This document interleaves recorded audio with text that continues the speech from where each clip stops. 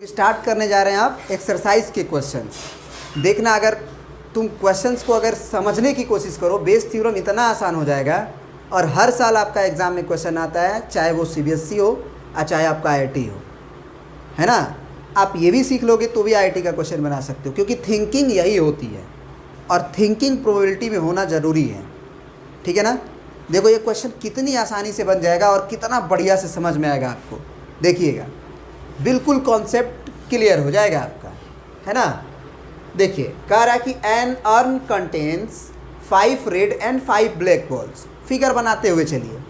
एक अर्न है, इस अर्न में क्या है हमारे पास, 5 रेड बॉल है और 5 ब्लैक बॉल हैं। बढ़िया है। फिर बोला कि अ ball is drawn at random, बिना देखे हुए। एट रैंडम का मतलब आप देखे नहीं हो, आप ऐसे ही बॉल निकाल रहे हो, है ना। तो a ball is drawn at random, एक बॉल को निकाला गया at random, its colour is noted and is return to the urn. क्या किया गया, एक बॉल निकाला गया। तो अब जैसे ही एक बॉल निकालोगे तो तुम्हारे पास 2 ऑप्शन आएगा कि रेड भी आ सकता है सर, और इसमें से ब्लैक भी आ सकता है सर। तो रंग को नोट करके, कलर को नोट करके उसको वापस डाल दिया गया। फिर बोला फुल स्टॉप के बाद मोर इवर, फिर क्या किया गया, बढ़ाया गया 2 एडिशनल बॉल्स। उसके बाद क्या किया गया, मोर इवर मतलब उसके बाद 2 additional balls of the colour drawn, जो कलर आपका निकला था। कलर ड्रॉन का मतलब होता है कलर जो निकला था, जो बॉल निकला था उसी का 2 एडिशनल बॉल को क्या कर दिया गया, colour drawn or put in the urn, उस अर्न में वापस डाल दिया गया। मतलब अगर रेड बॉल निकला था तो वापस से अर्न में 2 को रेड बॉल और डाल दिया गया। तो ज़रा सोचो कि अगर मान लो तुम्हारा रेड आया है, अगर तुम्हारा रेड आया है बॉल, तो इसमें कै गो रेड डालोगे, और 2 गो रेड, यानी कि अब बन जाएगा 7 गो रेड और 5 गो ब्लैक। ये भी हो सकता था कि तुम्हारे पास जब बॉल निकाले थे तो ब्लैक आ जाए। तो अगर ब्लैक आ जाए तो तुमको 2 बॉल जो कलर ड्रॉन आया था, जो कलर आया था वही कलर का डालना है। तो फिर अब 7 गो रेड हो जाएगा और 7 गो ब्लैक हो जाएगा।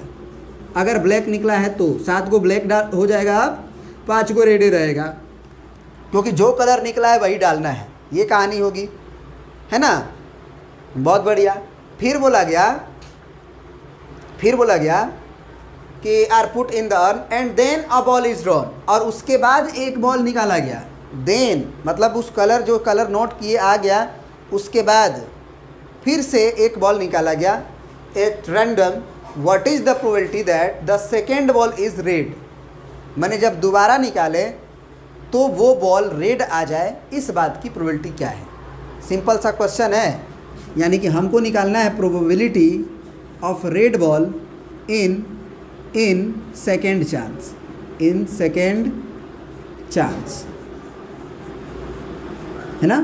क्या निकालना है हमको, प्रोबेबिलिटी ऑफ रेड, आर लिखे, आर रेड बॉल। आप बढ़िया से लिख लो, बड़ा बढ़िया से ही लिख लो, क्या लिखा बढ़ाना है, probability of red ball in second chance. अब सोचो कि सेकेंड बार में जब हम बॉल निकाल रहे हैं तब की प्रोबेबिलिटी अगर हमको निकालनी है, ठीक है ना, तो कैसे निकालेंगे। सबसे पहले जब हम बॉल निकालने जाएंगे तो पहली बार बॉल निकालेंगे, तब ना सेकेंड बार बॉल निकालने का ऑप्शन आएगा, कि एक ही बार आप सेकेंड बार बॉल निकाल दोगे, ये तो क्वेश्चन ही नहीं उठता है। सबसे पहले आप एक बॉल निकालोगे, फिर कलर नोट करोगे, फिर उसको डालोगे, फिर बॉल निकालोगे। तो सबसे पहले आप यहाँ पे खड़े हो जाओगे, तो तुमको क्या करना होगा, यहाँ पे जब चल के आओगे और सेकेंड बार में बॉल रेड निकले, हमको निकालना है सेकेंड बॉल में रेड बॉल आ जाए, इस बात की प्रोबेबिलिटी। तो सबसे पहले हम बोलेंगे कि भैया प्रोबेबिलिटी, अब देखो सुनो क्या होगा कि जब तुम पहली बार बॉल निकालने जा रहे हो तो वहाँ पे रेड बॉल भी आ सकता है और ब्लैक भी आ सकता है। आप ये नहीं कहोगे कि रेड ही बॉल आएगा, क्योंकि रैंडम आप पहली बार में भी बॉल निकाल रहे हो। तो probability of red ball in first chance, और ये भी हो सकता था कि फर्स्ट चांस में ब्लैक भी आए। तो चलिए मान लो हमने बॉल निकाला और रेड आ गया, तो हमको क्या करना है, हमको वापस से उसमें 2 बॉल और रेड डाल देना है। तो अब दूसरी बार अब फिर निकालेंगे बॉल, तो अब हम लिखेंगे कि probability of red ball in red ball, चलिए यहाँ लिख देते हैं red ball in second chance यदि गिवन दैट कि रेड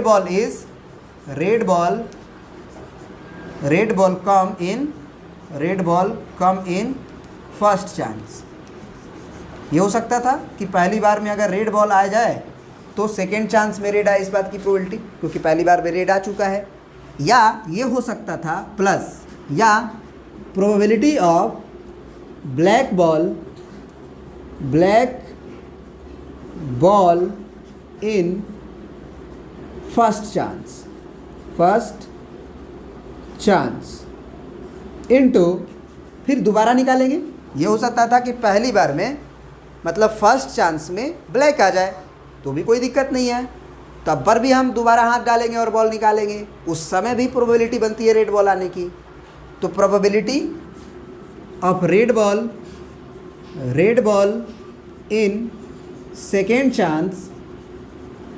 चांस गिवन दैट, आप लिख लीजिएगा यहाँ पे गिवन दैट, यहाँ पे हम लिख देते हैं गिवन दैट कि a black ball in first chance come out. Given है कि फर्स्ट चांस में ब्लैक बॉल आ चुका है।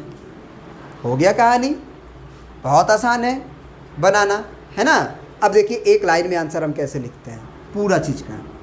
Probability of red ball in second chance is equal to, अब सबसे पहले लिखा गया है कि पहली बार आप गए निकालने तो रेड आ गया मान के चलिए, तो पहली बार रेड आने की प्रोबेबिलिटी होगी ना, कितनी होगी पहली बार अगर रेड बॉल निकालने की प्रोबेबिलिटी पूछे तो 5 को रेड है 5 को ब्लैक है, तो पहली बार अगर बॉल निकाल रहे हो तो रेड आने की चांस है 5/10 इनटू, अगर पहली बार रेड आ चुका है तो दोबारा हाथ डालें और उस समय भी रेड आ जाए, इस बात की प्रोबेबिलिटी कितनी हो जाएगी। तो जब दोबारा आप पहली बार में अगर रेड आया हुआ है तो इसमें 2 को रेड और डाले हुए हो सेकेंड चांस में, है ना, 2 एडिशनल कलर सेम डाले हो, तो अब रेड बॉल आने की प्रोबेबिलिटी पे फ़र्क पड़ेगा। अब 7 को रेड हो चुका है और टोटल 7 5 12 को है, तो ये हो जाएगा 7/12। फिर प्लस ये भी हो सकता था कि पहली बार में ब्लैक बॉल आ जाए, तो पहली बार में ब्लैक बॉल आने की प्रोबेबिलिटी 5/10 ही होगा, क्योंकि पहली बार बॉल निकाल रहे हो तो 5 को रेड है और 5 को ब्लैक है, इनटू, अब फिर बोला है कि probability of red ball in second chance, हमको रेड बॉल लाने की प्रोबेबिलिटी निकालनी है सेकेंड चांस में। तो सेकेंड चांस में रेड बॉल आ जाए, यदि पहली बार हम निकाले थे तो ब्लैक बॉल आया था, तो अगर ब्लैक बॉल आया था तो हम उसमें क्या किए थे, उसमें हम 2 को एडिशनल ब्लैक डाले थे, रेड नहीं डाले थे, तो अब 2 को ब्लैक डाले थे तो अब 7 को ब्लैक हो चुका है, तो रेड बॉल तो 5 को रहा और लेकिन टोटल 12, टोटल तो 12 हो गया, 7 5 12, है ना। तो ये हो गया आंसर आपका। तो आप लिख सकते हो आंसर 7 5 35, अब 50 25 और यहाँ पे 120, यही काट सकते हो यार, 5 एकम 5 5 दूना 10, 5 एकम 5 5 दूना 10, तो ये ऊपर हो गया 7/24 और प्लस 5 एकम 5 और 12 दूना के 24, यानी कि 7 5 12, 12/24, यानी कि आंसर हो जाएगा 1/2। तो सेकेंड बार में रेड बॉल आए, इस बात की प्रोबेबिलिटी हो गई आपकी 1/2, है ना। ये बात आपको समझना चाहिए, ठीक है ना। चलिए अब आगे बढ़ते हैं अगला क्वेश्चन पे।